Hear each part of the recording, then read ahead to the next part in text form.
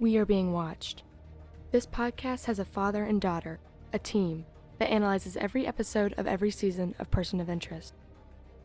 We started the show because we needed something to watch, but it became so much more, deeper meanings lying beneath the show's surface. Other people consider this show irrelevant. We don't. Bonding over hyperfixations, we research separately. You'll never find us, but debate topic or Easter egg, if your number's up, we'll find you. You are being watched. What's going on, everybody? It's been a while, but we are back. It's Podcast of Interest. I am one of your hosts, David Scott. With me, as always, she was just starting to believe she could trust me, and now she's disappointed. It's my daughter, Emma. Hey, Emma. Hey, How are Dad. you? I'm good. I'm 18 now. You are. She's 18. She's an adult. She has all the stresses of adulthood. I do, including trying to get this episode to start working. Listen, we are here to have fun. Listen, I need you to know this. We're here to have fun this episode. I'm going to have fun this episode because I love this episode. Okay. Person of Interest, Season 1, Episode 7, Witness. I love this episode. The reason I love this episode, we're going to talk about why this is a great episode. I want to get your thoughts. But for me, this is a great episode. I think this is the first time you've said that. It has three things that I love. This episode has three things that I love. One, takes place in 24 hours. One of my favorite little things they can do. Same clothes for everybody, same places for everybody. Mm-hmm. You're trying to get from point A to point B. You start out, it's daytime, it goes to nighttime, it comes back to daytime, takes place 24 hours. Classic Die Hard. Yeah, move. It is a classic Die Hard move. So I love things that take place in 24 hours. How do you feel about a compressed 24-hour episode? What do you think? See, part of me was like, I wasn't thinking of it as 24 hours just because it was like, last night, blah, blah, blah. But I guess that does mean like 24 hours. The whole episode. I think from bodega surveillance to end on the pier is 24 hours. Yeah. I love it. That's one of my favorite things. Second favorite thing, organized crime families. I love organized crime families. I love when they say things like Cosa Nostra and Bratva. And what's the Asian one that always comes up all the time? There's an Asian one too. There's all the families that come up. I love it. Okay. I love it. From Godfather on, big fan of organized crime in a non-organized crime series. It's used all the time to propel storylines forward. What do you think about organized crime in a non-Sopranos, Godfather, Goodfellas situation? How do you feel about organized crime? I don't know. Typically, I'm like very much the person that's like, I don't know, let the cops get them. I don't know. I'm not like, crime freaks me out because I don't know. You know, but in a show, you don't.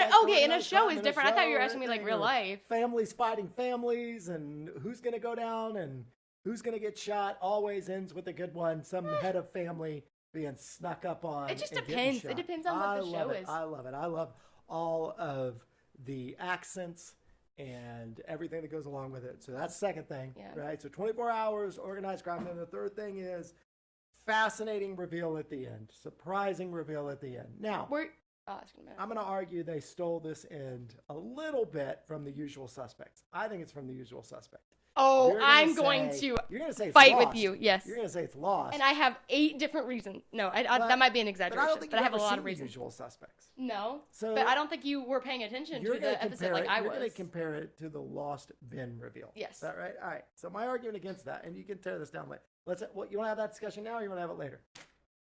I don't care. Let's have it now. Okay, let's do it now. Let's have the discussion now. Why is this? So do you want me to go first with Usual Suspects reveal? Yeah, so by the way, spoilers ahead. If you haven't watched this episode yet, watch it first. Stop it now. Stop this podcast now. Go watch the episode. We spoilers about this episode, we're never not any other through this episode if we don't talk about spoilers. It just won't happen. So, all right. So, Usual Suspects, right? So, in The Usual Suspects, if you haven't seen The Usual Suspects, I'm sorry, it's like a 30-year-old movie. So, you're gonna have to move on. So, in Usual Suspects, right, you have Kevin Spacey, who's essentially the narrator who is walking you through all of these other big crime people that he's in cohorts with. They're in a cohort, I guess, of sorts. So he's in cahoots with them, and but basically you're like, this guy's the loser one. Like, he's the nerd. He is the one that stutters. He is the one that's getting beat up all the time. And then in the end, the sudden reveal is he's been faking all along. He is Kaiser Sose. He straightens up. It all kind of comes together, just like at the end of this episode, it comes together. And suddenly you realize with the characters that that's what's happening. And I don't think Lost has those beats the ways that it comes together. So the tone of this reveal is very much like The Usual Suspects, I'll say. So you go ahead, make your argument. Okay. So there are a couple of like ironic scenes, but then there's like the actual like plot. Like, pitiful looking middle-aged man is in a situation. Same in Usual Suspects. I didn't interrupt you. I waited. I've already got I waited. Go ahead. You know, is in some kind of predicament where like it could be life or death, and you know, he's brought in, and he gets shot in the shoulder. Henry Gale gets shot in the shoulder, then brought in to hang out with Johns. Sorry. Come on, it was funny. And he gets manipulated, or he manipulates a John. That's funny. But also, there's something that like I noticed, and I was like, "Oh my gosh, that's so funny!" I didn't see it this time. Is that he's talking about John's talking about Finch at one point, and Elias says something, and he goes, he says you remind me of him. And he goes, It's a dangerous career choice. It's the second time today I've heard that. It's funny. You remind me of him. He goes, yeah, you remind me of him. Yeah, do you think all that? And I was like, yeah, you do remind me of somebody who Michael Emerson has played in the past. So how much of this is coincidence and how much do you think is thought out? I don't know. That's the problem. But like you think like J.J. Abrams, they're pretty. I mean, he doesn't really mess around with that kind of stuff. From himself, though? I don't. He could be. I just feel like he. But like, also the history teacher. Are they both history teachers? In The Flash Sideways. That's what he is. Oh, he's a history teacher? Yeah, in The Flash Sideways, he's a history teacher. That's pretty good. Cutbacks, budget crises, events above your pay grade.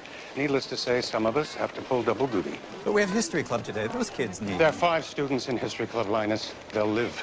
Again, sometimes I'm like correlation versus causation. But it's hard to think that they would just be That totally was his unaware. redemption, was being a history teacher. They would just be totally unaware and hanging out with Alex. All right, well, we'll let you guys decide. Maybe we'll put that up in I'm going to tell you, there are probably a lot more Lost fans who are going to be on my side. side. Vote in the Instagram. Or on TikTok. By the way, sorry. Go ahead. By the way, we went viral on TikTok. Well, viral for us. We went like 2,000. You went viral. We got 2,000 likes on a video, good. which was really fun. So, people were super nice. So nice. So we'll let you guys vote. We'll let you vote. Is Elias more like Henry Gale or more like Kaiser Sose? Yeah. All right. So we'll put that up. But anyway, those are 3 things I love. That's why I think this is a great episode. I think you think this is a great episode. Do you think this is a great episode? Sure. Why do you think this is a great episode? Because it has that, it's like what you said, like, you're like, oh, it's just a regular person of interest kind of thing. Like, he's the person of interest. And even though when I first watched it, I started seeing a pattern, and I was like, and then I kind of started thinking about Lost, and I was like, it would be weird if he was just like, I'm Elias, right? That's not gonna happen. He's not gonna pull a Henry Gale or something. And then he did, and I was like, oh my gosh, he did it again.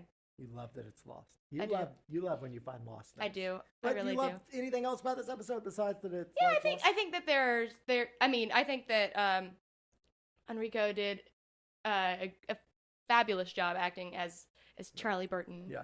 And then like kind of changing the way he, held himself at the end. That's but like subtly, like the way he started talking and the way he started, Yeah, I think the thing about this episode for me is like it's one of those episodes that makes you like. It kind of got into overall feelings. Yeah, that's fine. This is one of those episodes that makes you hate when they do just like an okay episode. Yeah. Because this is like where all their tricks are on display. The music, the framing of scenes, anyway, we'll get into that. But I think this is probably one of their strongest episodes singularly, and it plays into the rest of the story. So we will not do spoilers going forward, but we will have spoilers for this episode. So, all right, so we open and there's a little bit of a phone call that obviously Russian mob guys are trying to find someone.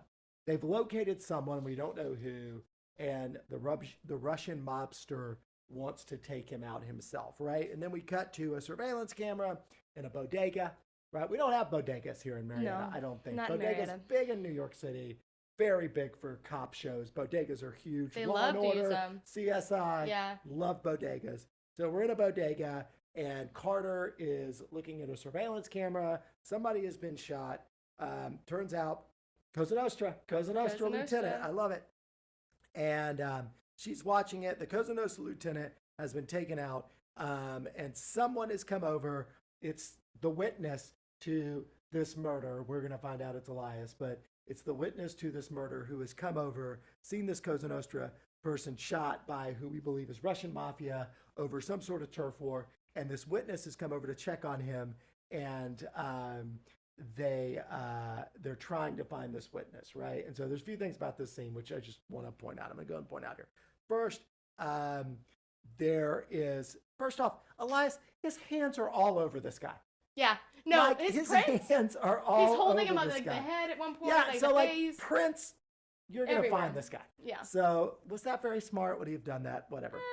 Second, Fusco comes in. We have not seen Fusco in a little while. Yeah, he was in the last glad to have episode. Fusco back, but he comes in his first line. Yes, okay, I was going to say something about it. This was a nominee for me for bad acting. It wasn't a nominee, but I was going to talk about it. This is a really strong Fusco episode. It is. But this is a bad point. And it's almost like he forgot his character. Thought it was all done mopping up bodega shootings when I got on the homicide task force. This is like That's okay. I was going to ask. I was like, so while I was editing all these things for edited videos, I was like, maybe his voice was a lot younger in the episodes, and I just didn't know because he's like really Boston, like he's very right here for a second, it's and like then he's it's weird. It's like he hasn't been my there. Boston It's like he hasn't accent. been there, and he's not like that the whole rest of the episode. and then it's just that line, and then he kind of like goes back into normal Fusco, and I was like, what the heck? Forgot his character, and I think that maybe they were just All the love, Kevin Chapman. So then we meet Shapinsky. Shapinsky, who is the head of organized crime. This guy is a classic trope. This guy. He's got a thick Brooklyn accent. He is the head of the organized crime division for the police, and he is going to work with them to figure out what's going on in this turf war with a Russian shooter and this guy Elias. Yeah. And this guy Elias' name comes up. Carter's like, yeah, Elias, I know him. Somebody from his group took a shot at me. So they're all in. Yeah. They're all in looking for this guy. At the same time, we cut to John, who is surveilling their new number, who just happens to be the witness, right? We know him now as Charlie Burton. He's a high school history teacher who looks frantic and worried. And this is one of these like classic Paranoid. only happens in TV timing moments. Fusco calls while he's surveilling. There's so much timing to this, and this is a lot of timing. This is why it can stay in 24 hours, this episode. So I'm not complaining about it, but there's a lot of convenient television timing here. So Fusco calls, says they're looking for the witness. Describes him. Conveniently, John's literally staring at him. John's got the witness, and now there's perfect timing because the Russian mob is. They're like, Also, Russian mob's looking for this guy. Right when he says Russian mob's looking for this guy, these Russian guys show up, pull up in front of his apartment complex, and they find him. So John's like, well, I'm going to get to him first. And somehow, this is one of my big questions of this episode, John is able to get off the roof, down through this wherever he is, whatever building he's in, across the street, and up to Charlie Burton's apartment before these guys walk in the door. Yeah, well, listen, I stopped questioning that after a scene in an episode that will come on later on when he literally just like jumped out a window onto a car. It's like, how did he get and he down goes, and through? Afterwards. How did he get down and through and up? I just gave up on questioning how he does that. Walked in the door. Anyway, John's he's a superhero. Like he is a superhero. Carter's a super detective. Finch is a super hacker. Finch is for sure a super hacker. Anyway, so he shows up in this guy's apartment and looking creepy and says, "Mr. Burton, you're in danger." And so Mr. Burton, Charlie Burton, who we know is Elias, is like, well, how do I know he said, the Russian mafia is coming for you. How do I know you're not in the Russian mafia? He's like, if I were, you'd be dead by now. So he kind of has no choice. He leaves with John to escape the Russian mafia, who show up. And of course they hear the boiling water. So they know he's nearby. The kettle is boiling. Who has a kettle? Anyway, so That's 2000. So they're trying to get out. They get out through downstairs. They take out one of the mobster guys. The fastest way out, he decides, I just don't understand. The double D's to me is one of the most like ununderstandable part of this. So there's this apartment complex, the double D's.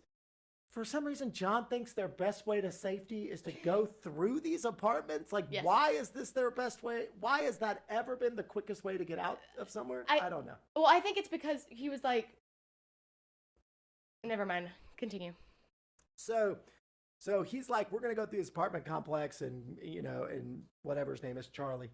What's his last name? Burton. Says, no, you can't go through the double D's. Even the Russians don't go there. I think that's why They're owned by a Bulgarian drug dealer. There's a lot of different people's heritage in this episode, I would ethnicities. say. So they're gonna go another route. So John steals a car. There's only one car there to be stolen. Of course. They're getting shot at. This is one of my favorite parts of this episode. Actually, is he leans down. He opens the car door. Leans under the car door, shoots the guys in the kneecaps, leans back up. They can't take the car now, I guess, because it's shot up. Maybe I don't know. He's driven shot up. Well, also if they drive forward, that's where they are. Yeah, in front of them. So whatever. I don't love any of these reasons for why they have to. One of my questions of interest is: do they have to go to the double D? I'm just not convinced they do. We can talk about that later. But so anyway, he gets up. He gets Burton out of the car, and of course, Burton's been shot. He's been shot in the shoulder, like you mentioned. So they decide now their only bet is to run into these projects because the Russians will not come in there. So they get into the projects. They do a great job of making this place look scuzzy. They do actually a really good job of making this apartment. Making it really they gross. They film it, I think, with a yellow filter too because it just makes it look gross and weird. So they see some guys who are preparing drugs. They run upstairs. They find an abandoned apartment. They get in there. John's trying to figure out how bad the injury is. Of course, the injury's not bad because injuries in television always go straight through unless you're going to die. Always. Unless you're going to die. They always go Not straight for Henry through. Gale. So, so it goes through. John says, well, we got to get you cleaned up. Now we have this little sort of mini interview between Charlie and John where he's like, what were you doing in there? And Charlie gives his reasons. He says, I saw the guy get shot. I ran over to him. He said he wanted me to give some message to somebody named Elias.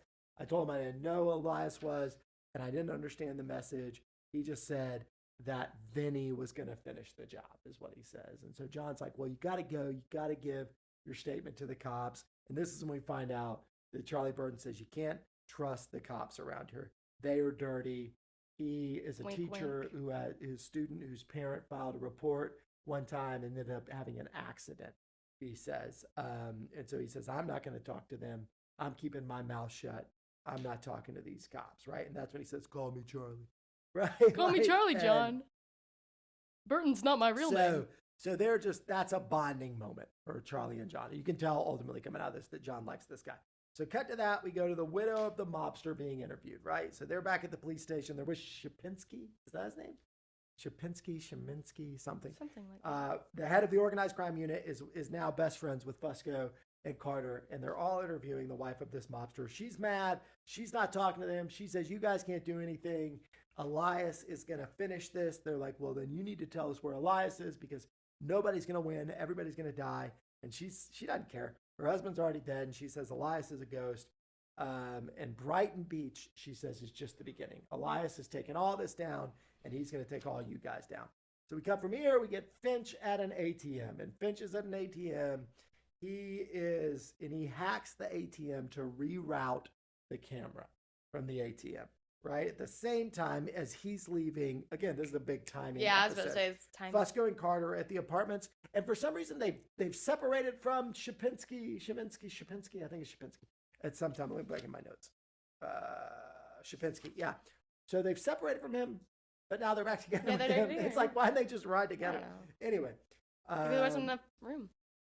They're back at the front of the apartments where all the shooting has happened. They picked up one of the Russian mob guys that got shot. Now he's in the hospital. He's not talking, but he says they found this guy, the witness, with a tall guy in a suit who shot people in the kneecaps. And of course, Carter lights up. That's my guy. We need to find out who else was here. Well, there's an ATM camera. Well, that'll take us weeks to get to the ATM camera. Well, somebody also took a picture of one of these guys, and it's the best picture ever. And they find out that this is Peter Yegorov. Peter Yegorov? Is that what it is? Just call him Peter. I don't know how to say it. Is the son of Ivan Yegorov, who's the head of the Russian mafia. So Peter and Ivan, very basic. Now we're going to figure out Tsar about Russian Peter and Ivan Yegorov. And so there's that plan. Cut to Finch at the lair. Finch has the footage from the ATM. He's looking at the footage from the ATM, and what he sees that they don't see is a cop from the opening scene, a cop that we didn't talk about. He was in the opening scene, just a beat cop in a beat cop uniform, shows up, gets in this Suburban that shows up in front of the apartments, and this has Finch suspicious about what's going on. And so Finch is able to get in what is clearly the best ATM camera that has ever existed. This is my complaint here. There is no way that this ATM camera is this good, that it is shooting across the street, getting a clear picture of this cop and a clear picture of the license plate of this Suburban. Luckiest camera in the world. Yeah, Finch maybe gets there's the a lot license of plate. things that happen over there. Finch calls Fusco. This is their first encounter. Kind of lets him know. He's so that intimidating. He knows John. Tells Fusco he's got to run this. Yeah, big bad Finch. Tells Fusco he's got to run this license plate. I wrote here Hardcore Finch. You want to talk any about Hardcore Finch before I go on? Hardcore Finch. Next Hardcore Finch is not exact. It's just below Scary Harry, where he's just trying to intimidate, not like I'm actually gonna hurt you kind of thing. It's very much like I can't walk and I don't want to touch a weapon, so I'm just gonna talk to you really scarily so that you know not to mess with me. Yeah. So now we go back to the apartments, and now we find out both the Russian brothers, Peter and Laszlo, maybe? Something like that. Yeah. Are there together. They decide they still can't go in because they don't want to mess with the Bulgarian drug lords. So they're just going to park out at every entrance. While this is going on, Charlie and John are continuing to just chat about life because that is what you do. Yeah, of course. It's one of those beautiful parts of doing 24 hours in one. You always get these chats about life. They talk about their jobs. You hear this sort of ominous thing where Charlie says, I had a career shift to be a teacher. I wanted to give these kids in the Russian mob other options to get out.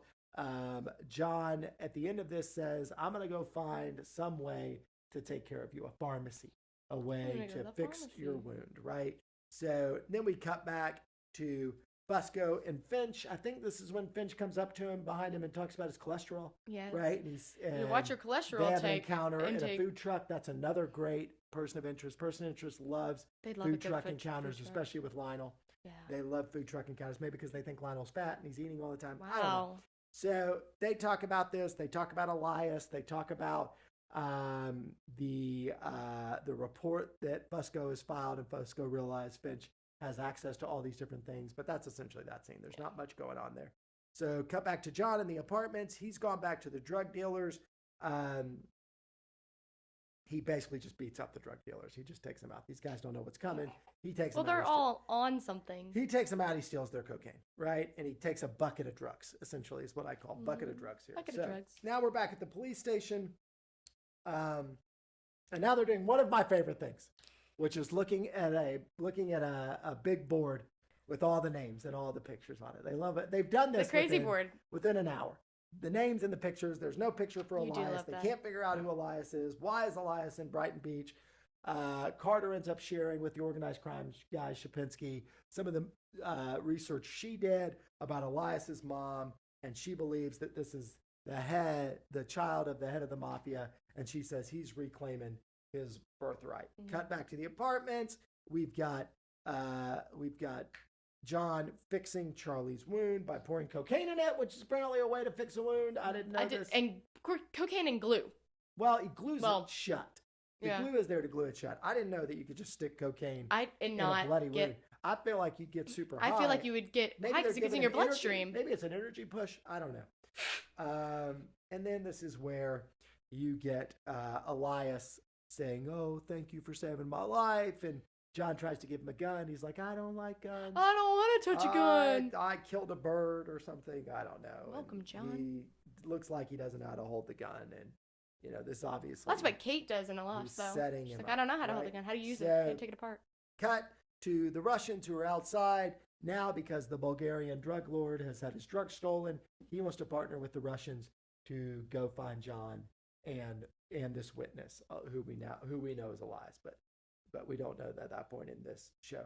So John and Elias are still in the apartment. John has figured out somehow he's found a phone. I don't know where he found the phone, but there's no phone line, but it's not connected to a phone line. So he busts up a wall to get a phone line out.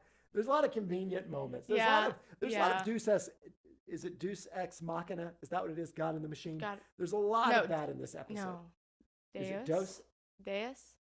It's Dose. It's either Dose or Deuce. Anyway, because it's Deus. It's how it's anyway. Okay. So there's a lot of that in this Deus. episode. There's a lot It's of that. I don't Deus. think that's pronounced. I took Latin for So like there's a lot of it. There's a lot of it 4 in or this 5 episode. years. So he just happens to years? find the wall with the phone Deus. line, taps it in, and calls Finch. Finch and Reese talk a little bit. Finch finds blueprints for the building and finds a service door that they can get out of. And so this is when John says, "All right, we'll meet you at Pier 11 at 7 a.m. We're going to come in on the ferry." And what's funny about the ferry to me, anyway, we'll talk about that then. So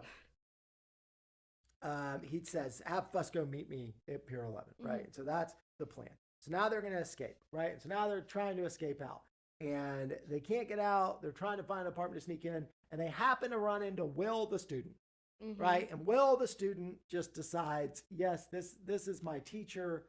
You can hide in here with me because I love you. You're my favorite teacher. You're my favorite This teacher. is classic, the teacher who saves you. This is Criminal Minds. This is Stand and Deliver. This is every movie that is about the teacher who goes into the projects to save the kids, right? Like he's playing the part of that teacher. Like Ben did in The Flash Sideways. Yeah, I guess. I don't know. That's why he literally gives up. As developed. Okay. It's not. It's as also developed. So 20 anyway, minutes. So cut back to Finch. Fusco sent Finch the police report to report the stolen license plate. Finch calls. He pretends he's Fusco, tells him to turn on the GPS locator and the microphone. It's convenient that this Suburban has both of those things, but it does. And so now Finch can tap into it. That's what we're doing. Now we're back in Will's apartment. Charlie, the savior teacher, is what this whole scene's about. You know, how great he is and how important he is. And John just smiling, sits in the corner, a lot of smiling. And what a great teacher Charlie is. They're really juicing it up. Getting along. To set you up for the switch here. And now Finch is back tracing, following this Suburban. And now we see the cop again with the scar, but now he's not dressed as a cop anymore. And he's getting in the car. Finch realizes this guy's not a cop. And Finch thinks, I think this guy's Elias. And they're coming after Charlie. They're coming after the witness, right? That's the way that they're doing this. So back to the Russians searching in the apartment. They show up at Will's apartment, right? Peter shows up with his gun, says, "Let me in." Will kind of talks trash to Peter. Peter's like, "Well, you gonna let me in or not?" Kind of shows off his gun. Then he says something about Vori, show Vori respect. I don't know what Vori is. Maybe I missed this.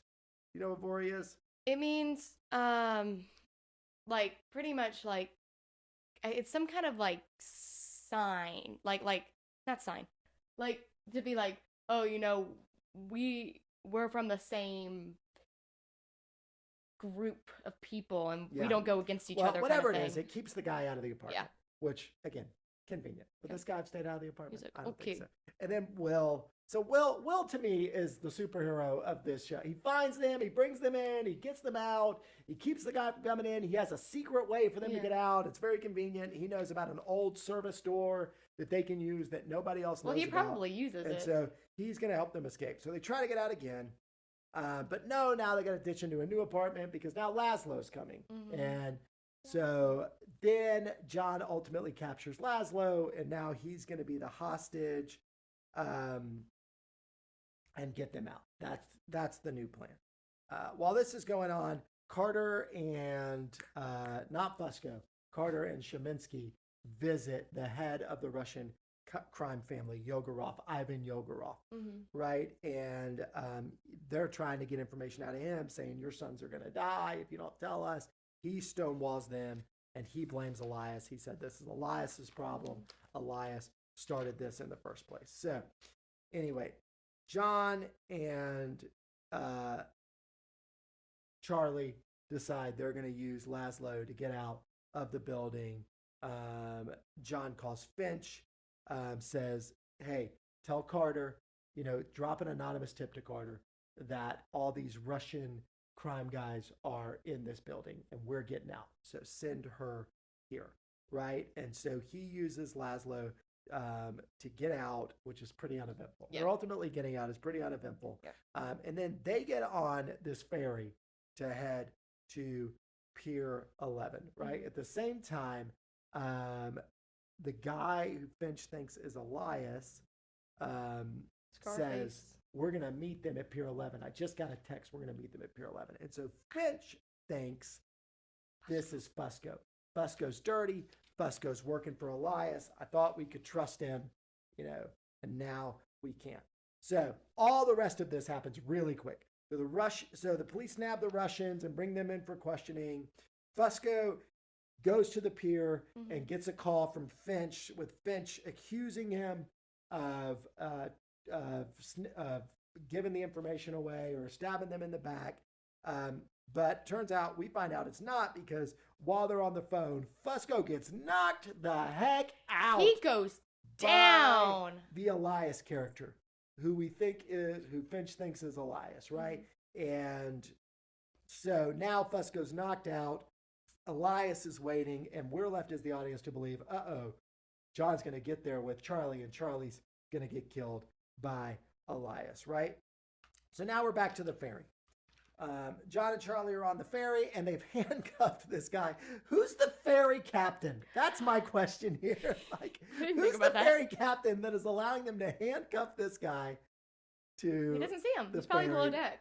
And they're standing there together. They're having this big talk. And again, John, it's this heart to heart. They're supposed to be besties.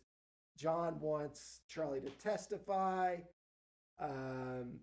At the same time, this conversation is going on. This is the cool parallel. This is where it feels like Usual Suspects to me. Is you've got Carter sitting in a interrogation room with Peter Yogorov, telling Peter it's time to come clean. Charlie thanks John so much and says, I can't testify, I can't do it. Carter at the same time is interrogating Peter and saying, I know what you were trying to do. I've got this figured out. Then Peter says to Carter, we were there because we heard a lot. You don't have it figured out at all. We were there because we heard Elias was supposed to be there. Then we cut back to the ferry, and Laszlo is calling out John, saying, what kind of scumbag are you to work for this guy, right? Like, your boss has done these terrible, vile things. You can see John's like, what are you talking about?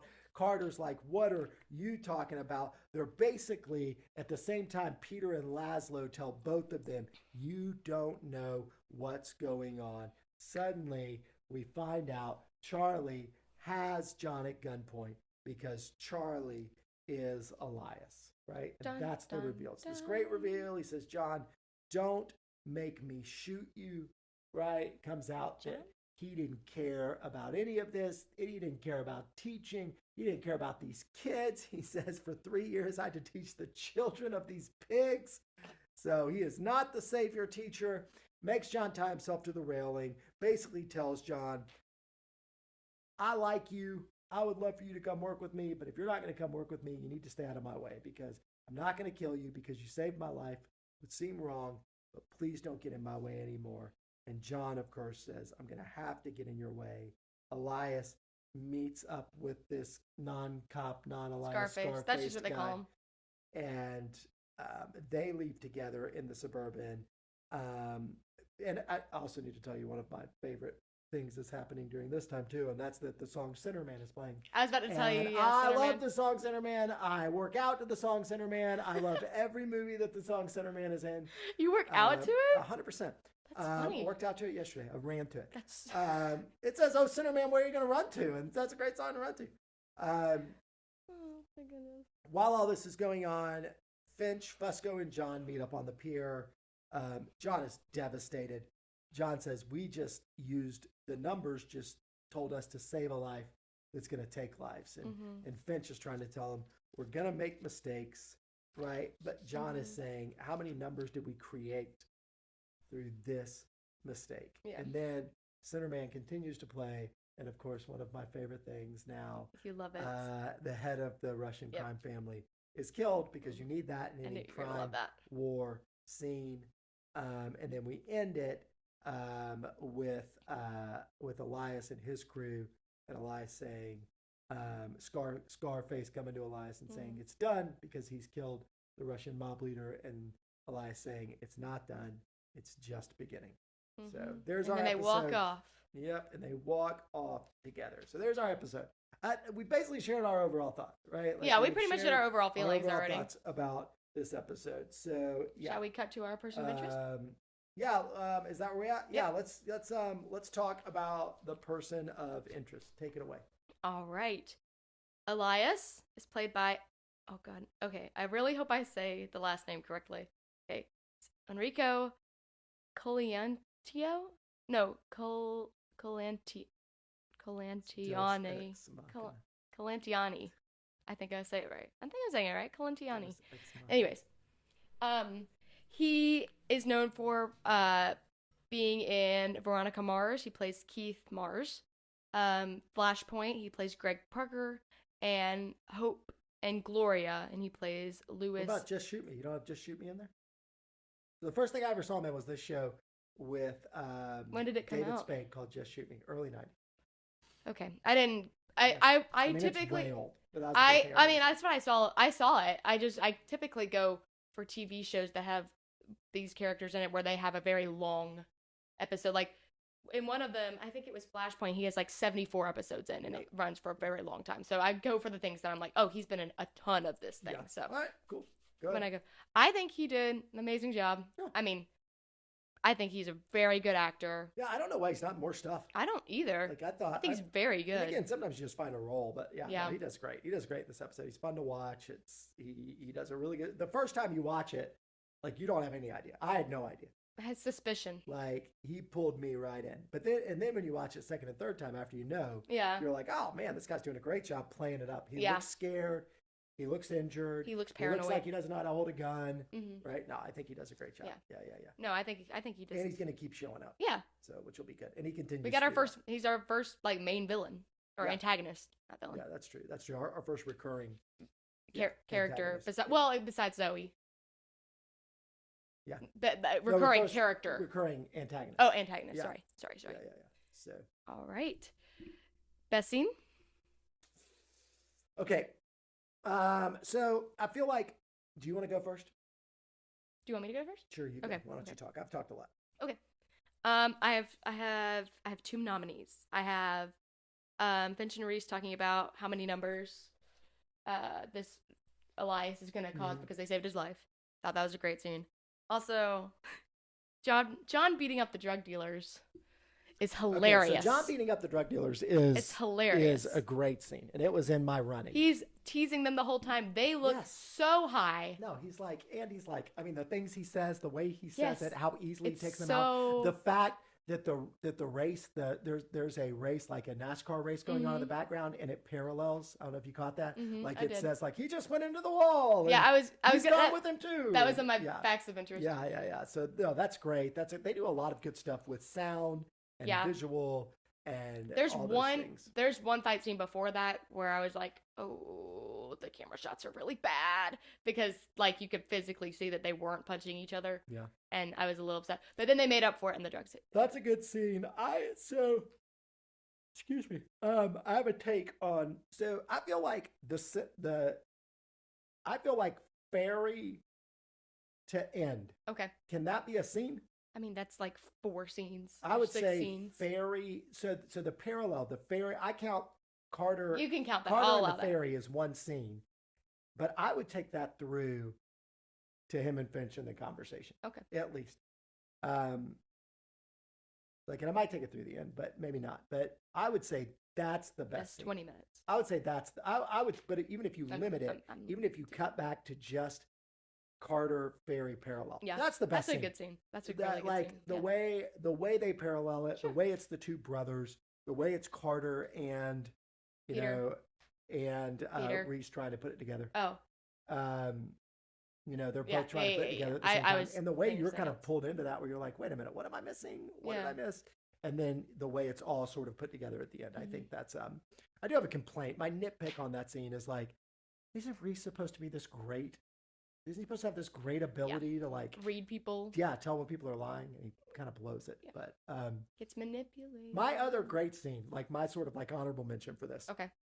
I love the and she's like my honorable mention for like, she's one of my honorable mentions for like wins the episode. Okay. The mafia wife scene.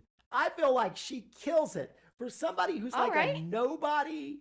Like she is great in that scene. She hates them. She nails her lines. She does do a good job. Yeah. She is like, I want nothing to do with you. This is what's going to happen to you. Blah blah blah. I just think it's a great scene. It's a fun scene to watch. But I think the scene, the reveal, has to be the best scene for this episode. Okay, all right, what else? Okay. Best line. Oh, I've got a few for this. What do you have? I have two. Well, I mean, technically three, but like I'm counting it as one. Okay. I'm counting, so it's really two. Okay, so I have the line where Finch is talking about Fusco's You should be careful about your cholesterol intake, detective. What are we, dating? Yeah, that's what good. Are we dating? I like that. It's just so funny. I see that one a lot anytime I'm trying to find stuff, and it's so funny to me. And then John and Finch on the phone talking to each other, and he's like, well, maybe he has students after him. You know, teaching can be a dangerous profession. Yes, I imagine espionage was a much safer choice, Mr. Reese. I imagine espionage was a much safer choice, I think Mr. what's Reese. funny about how John delivers that line is like, you're like, is it a joke? Or no, he seems sincere. And I think the way that Michael Emerson was like, are you being like, are you being funny? I think he's being sarcastic. I don't think so. I think it's part of that drive. Because why would he say one of his students teaching could be a dangerous profession? I don't know. Right. Is that yours? Yeah, those are my two. I've got a few, but I think mine is Saw a Russian mob hit go down. He's Caucasian, 5'10", bald. Probably not the most popular guy in his class, if you know what I mean. Why does Fusco just stare this guy down? Probably not the most. He's describing him, and he says probably not the most popular guy. He's got a lot of good lines this episode. When he describes Elias, I feel like his lines make up the first character identity crisis that he has. I'm gonna jump ahead. All right, I'm gonna jump tracks for you. Let's do who won the episode. No, you can't jump that far. All right, we'll save it. All right. But I think I know what you're gonna say. What else? Life lesson. Oh. You want me to go first? Yeah, go for it. Yeah. There are no really good teachers. They're all in it for themselves. That's it. There's this myth out there. I'm just going to go into teachers. I love you. And I have friends that are great teachers. I was saying, Mrs. Bowling. But there is this myth out there that these teachers are like, they're just in it because they love the kids. No, they're taking care of themselves. They wouldn't do it if they didn't get paid. And Elias is proof of that. I don't know. Private school teachers, they don't get Elias is proof of that. He is there. That's it. That's the lesson from this. All these teachers, they're not trying to save you. They're trying to pay their bills. That's my life lesson. What's yours? Much more serious than that. No. It goes off of the line that Finch says, I told you that when we began that we might make mistakes. Like that you're going to make mistakes in life, and there's nothing that you can do. Like, you're just going to. It's something that's going to happen, and you're just going to have to learn to like bounce back from that. Yeah, I definitely think there's like on a serious note. I was kidding. Teachers. I know. I love teachers. There's a very philosophical back and forth between like saving a man. Like, well, that's the thing that's like, would you go back in time and would you kill Hitler? Like, if he was a baby. You jumped for me. Would you go kill Hitler if he was a baby? What? That is a big jump from you're gonna make mistakes. No. Would you go? Did you hear Hitler the last two sentences I just said? I don't know. Would you kill Hitler if he was a baby? Really? Out to me. Are we doing this? No, hold on. I think you missed the last two sentences. You guys to know, I said. I have a rule that you don't say Hitler at any point because it's never going to lead to a good conversation. So go ahead. You missed the last two sentences. I said that. I said my life lesson, and you said, yeah, I think, on a serious note. And then I said, yeah, I think there's a very philosophical debate that they have there between whether you have if you save a person who's probably going to kill people. Okay. And then said, like going back in time. Killing baby Hitler. Have you not heard that? I've heard it, but anyway, he hasn't done anything. All right, I got you. That was okay. I think the question is okay. That's fine. I think the question is more, what do you do when you can't undo a wrong? Ooh. What do you do when you can't undo a wrong? Okay. Right? And John can't undo that. He was just wrong. He made a mistake. He missed it. We talked about that. He's supposed to be a good judge of character. Yeah. Right? So as a character, he's like, I shouldn't have missed it. And now I've created a wrong. Yeah. What do you do? When you can't undo a wrong? So I think, yeah. I think the life lesson is you have to move forward and do the best you can. So, yeah. All right.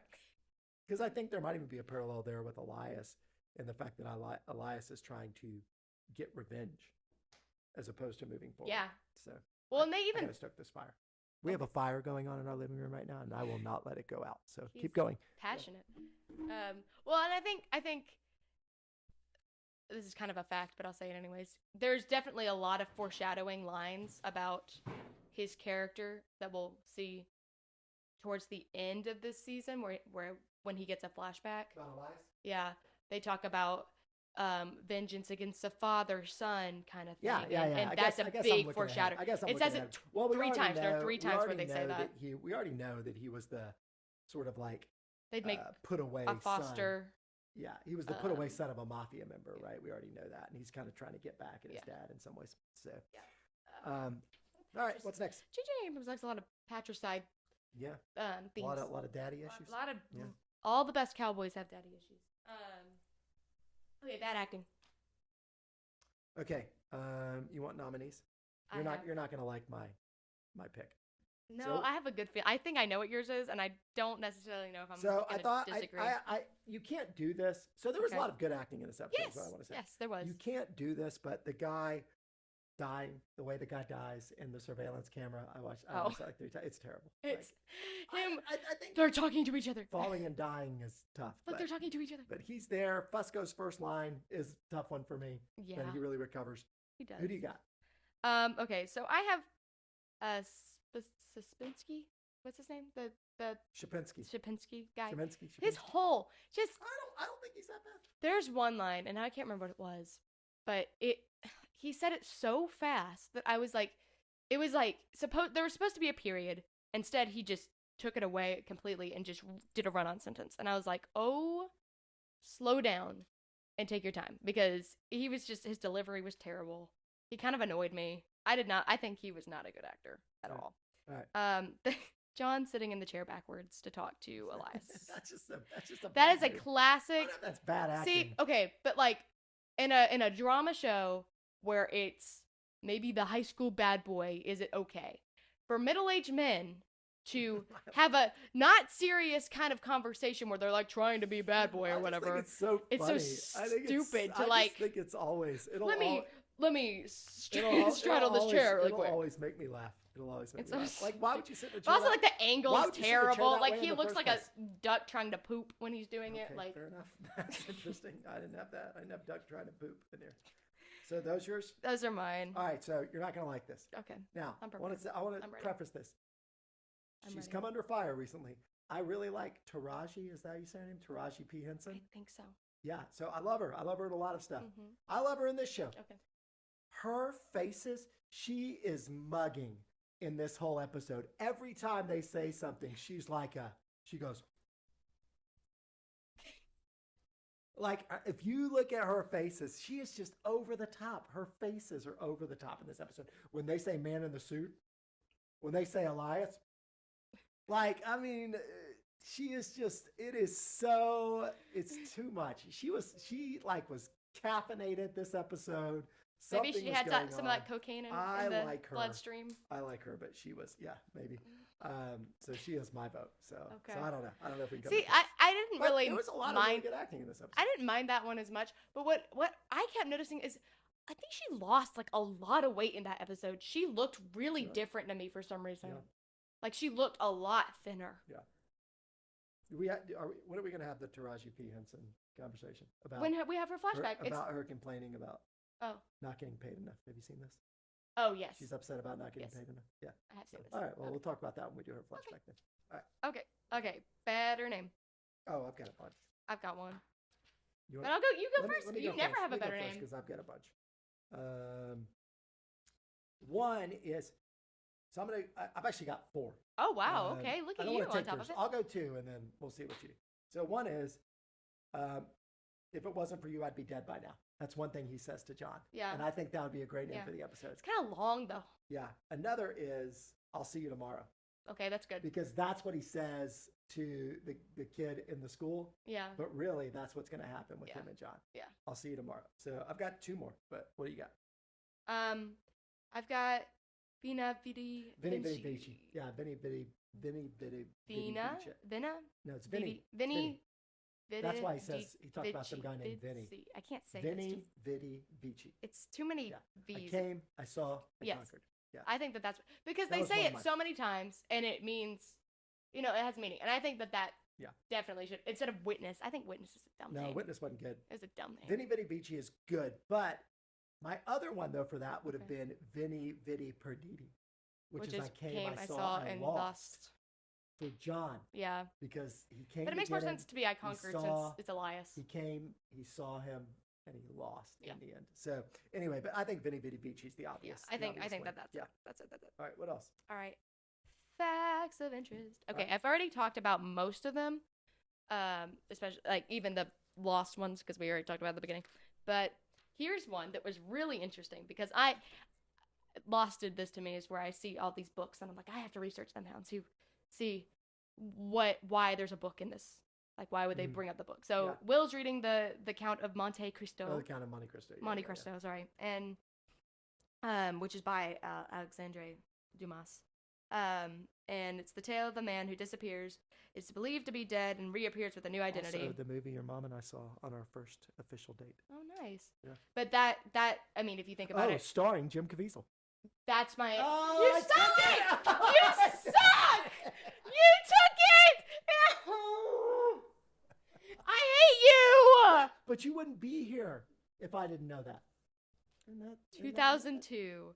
Production starring Jim Caviezel. It just came to my mind. Sorry. I totally Anyways, forgot. It didn't... I mean, I wasn't going to talk about this, but now that I'm saying it out loud, if you think about it, it's also referencing what's going to happen with Elias. Man who nobody can see, who disappeared, and reappears, has a new identity. To take his revenge. Yeah, no, that's smart. I didn't see that. I didn't see that at all. That's the better fact of interest. It's not that Jim Caviezel was in it. But do you wonder how much of this is coincidence and how much of it they plan? No. Do you think they plan it all? Yes. You think they plan the fact that Count of Monte Cristo and Jim Caviezel was in Count of Monte Cristo? You think they planned that? Yes. All right. Because it was literally, whenever I do my research, I do a lot of research. She was starting to believe she could trust me, and now she's disappointed. I do a lot of research when I do my facts. But when I went on, a lot of where I do my research is on fandom. And that was specifically listed. I came up with my own, after I did a summary of what the book, I made my own connection. But the Jim Caviezel part was already written. Yeah. Like, I didn't come up with that. Okay, another one is the ATM thing. It's from the bank is like Bay Ray Savings or whatever. Mm-hmm. Okay, that's really a Jewish community center. Huh. That's filmed in like almost. And they have a bank? No, they just dress it up. Oh, they dressed it up as a bank. And it's just and like what was it? I think it was like nine of the scenes, or 9 of the different scenes are just shot around there. Yeah. Like for most of the show, which is interesting. It was very interesting. And then we talked about that, and then here's kind of a blooper thing. But when Finch calls for the schematics on the SUV, the plans that are shown for the SUV, it shows it for a vehicle with a convertible top, not like in this. Weird. Yeah, I don't know why. I don't know why that's what they chose. I don't know if it was cheaper, but that's my facts. Weird. All right. Yeah, it's good. What was all right. Next? Questions? Replace what? your actor. Oh, replace the actor. That's before questions. You want to explain that? Yeah. So this is a new one. So you came up with it? Because I was watching this. I don't know if we'll do this every episode, but I thought it'd be fun because I was watching this episode. As I was watching this episode, there was one actor in particular, and I was like, man, if I had an unlimited budget and I could replace this guy with another actor, here's who I think would be perfect. Okay. So I thought, so that's the question. If you could replace one actor with another actor, with any actor you wanted, if you replace one actor in this episode with any actor you wanted, who would you replace and why? So for me, even though I thought he did a fine job, Shapinski is my replacement person, and I would replace him with Matt Damon. Oh, yes. And Matt Damon would do so much better. You'd see Matt Damon just killing that role. Like just blowing everybody off the screen. I do. I like that. Anyway, so that's my vote. What do you got? Okay, so the Russian mob guy, Peter. Peter, the son. Yeah, okay. I would replace him with Andrew Divoff. Who's that? He's Mikhail in Lost. He has a real Russian accent. That was driving me crazy. Is that he had the most American? Is he too old? No. Okay. I mean, I don't think so. Right. Not older than this guy. Okay. I think that guy he didn't go in my bag acting just because, like, I think he did a fine job acting, but, like, he had the most American accent. Yeah, no, it wasn't good. It was not a good, like, I'm part of the mafia, blah, blah, blah, blah, blah. So I don't think that was very good. All right. Questions. All right, most of my questions I've asked, right? Yeah. Like, why does he touch the body? Is he touching the body all this much if he doesn't want to get caught by somebody? How does John get from... I do not believe John could have gotten from that building to Elias' apartment before those other guys. Like, that's crazy. Why is John standing like this in the apartment when he walks up? I don't know why. When Elias People stand like up. this a lot in the show, and I make fun of it a lot, too. Oh, here's one for you. John, why are we not buttoning this button on the shirt? It's so wide open in this episode. His shirt is like he is headed to the Bahamas in this episode. So why are we doing that, John? And then I think my last question really is, this is the two big hangups for me in this episode are one is how did he get to Elias' apartment so fast? But two is, do we really buy that the double Ds were the best option for them? I love this episode. And if they don't go in there, you don't get the 24 hours. You don't get all the things I love. But like the biggest flaw is like, why not just go around the building? Because I think that they were like, maybe the Russians won't go in. But they still have to get out. They go in to get out. Yeah, but like maybe they'll go somewhere else first. I don't know. Anyway, I think it had potential. We just have to take it. We have to take them at their word. They don't establish enough. I think. I thought you had a question about the ATM. I just said that camera's terrible. Okay. There's no way that camera is that good. That's my thing on the ATM. There's no way an ATM camera. I thought you were going to be mad about him No, it's fine. It's fine. I'm just buying that Finch can do those things. But there's no way that camera from an ATM that's just supposed to look at the person at the ATM is shooting all the way across the street and getting a clear picture. Yeah. I can't if I take a picture of a football field with my camera and I close in on it, like on this phone, I can't get a good shot. That's true. So that's I have a nitpick. I do have a nitpick about cameras. And I don't think that this is any of the actors' fault. If anything, it's who originally had it scripted to be like this, or who actually took the picture. But when Finch is taking pictures of Scarface, he takes like a couple, but then like they're kind of like more kind of a little blurry when he takes them. But when he looks down and is comparing it between his computer and it's this like headshot of a picture. It's not they do that turned. That's the same thing with perfect. With Peter Yogurov or whatever, from somebody taking a picture of this guy from their phone camera. It's like the most perfect picture you could get. Yeah. I was like, he's literally, and all the pictures that Finch took was him moving his head. He was sideways. He wasn't literally dead staring in the middle of the camera. They have a camera issue in this episode. Let's just say that. They have a camera issue. So we'll see if they fix it. All right, I know forward. you're excited. All right. Who won? Who won the episode? Who do you think won the episode? You want me to go first? Well, you said you were about to say it at the beginning of the episode. So we agreed the easy answer is Elias. Yeah. Right? The right answer is Elias. It's hard because like the bad guy or the antagonist wins. Well, but the actor. Yeah. The actor, the character, the end of the episode. We were having trouble trying to figure out like he won the episode, but my backup, just for fun, my backup is I think this is the strongest Fusco episode That's what I have. far. That's what I have. I think it's Fusco. I think it's Fusco or Elias. Outside of Elias. Elias is the clear winner, but second place is he takes a beating. He shows that he's loyal. He's funny. He's funny. He's engaged. He helps. He's doing real police work. Right, he gets knocked out, but he's still like, whatever, guys. I'm cool with you. Fusco's my backup for winning this episode. Yeah, so there we go. We agreed on. There we go. That's crazy. That's good. So that's it, I guess. We're gonna try to maybe get back to some more regularity with filming. We apologize. Busy lives. Very busy. But we hope you guys are enjoying this. We enjoy it too. Yeah. All right. Talk to you next time.